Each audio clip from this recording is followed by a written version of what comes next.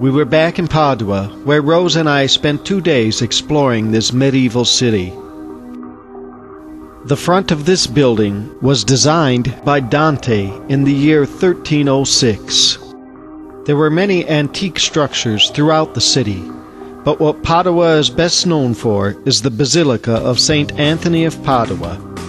The construction of this basilica began around the year 1238, 7 years after the death of St. Anthony, and it is visited as a place of pilgrimage by people from all over the world who come to pray to St. Anthony. The basilica is known locally as Il Santo. Although constructed in the 11th century, it was later added onto in the 14th and 15th century. Today, the body of St. Anthony is laid to rest in the ornate Baroque Treasury Chapel. Another prominent structure in Padua is the Astronomical Observatory.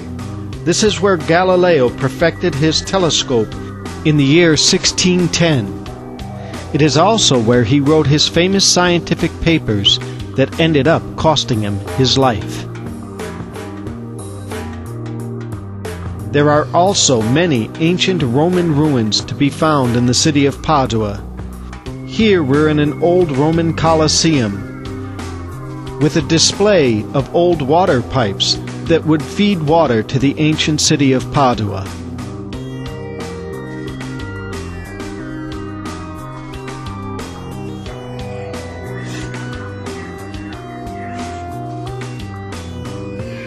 Padua is one of Italy's lesser-known cities, but certainly a treasure not to be missed.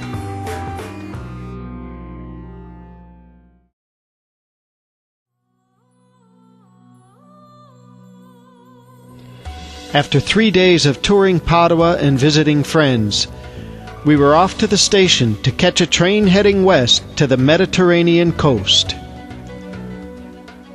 Along the way we were kept busy by the beautiful sights of the Italian countryside. We got an unexpected surprise when our train stopped at the station of Carrara. Carrara is the town that Michelangelo proclaimed had the best marble in all of Italy. What you see on the mountainside is not snow. It is exposed marble that has been quarried for hundreds of years.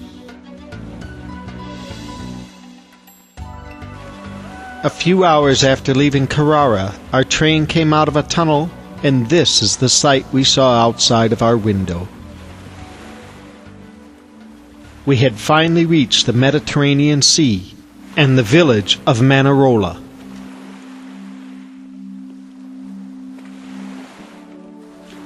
At the workshop in Trieste, I met a colleague by the name of Rosano.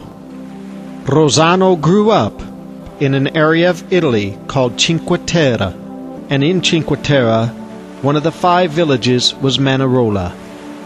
Rosanna told me he had an apartment for rent in Manarola, and that's how Rose and I came to this wonderful village. Our apartment for a week in Manarola was just around the corner from this building. This is the rooftop that Rose and I would spend the next week sipping wine and drinking in the phenomenal vistas in this dream-come-true vacation. Step out onto our rooftop and see what greeted us when we arrived.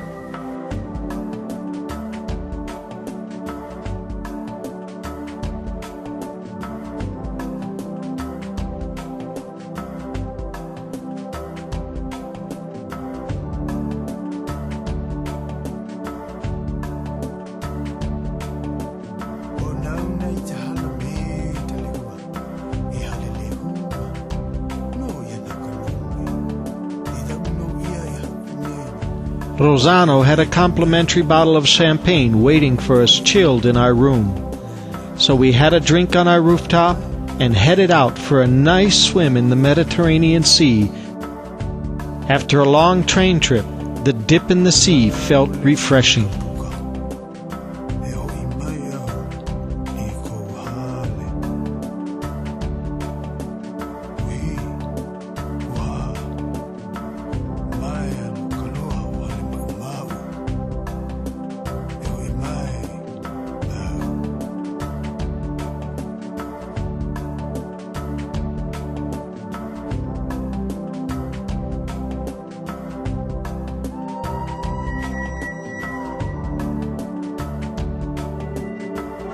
On the way back from the swim, Rose watched as they lowered one of the local fishermen's boat into the water to go catch the evening's dinner.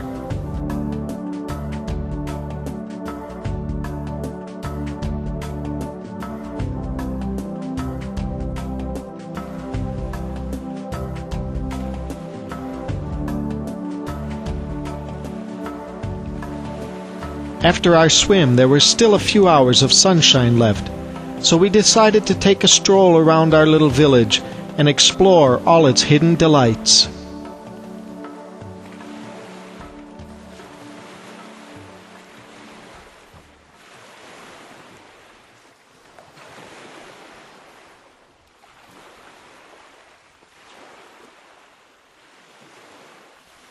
As the evening crept over the village, we headed towards the main street. We ended our day at a little restaurant and had a fresh seafood dinner. Then it was back to our rooftop to watch night fall over Manarola.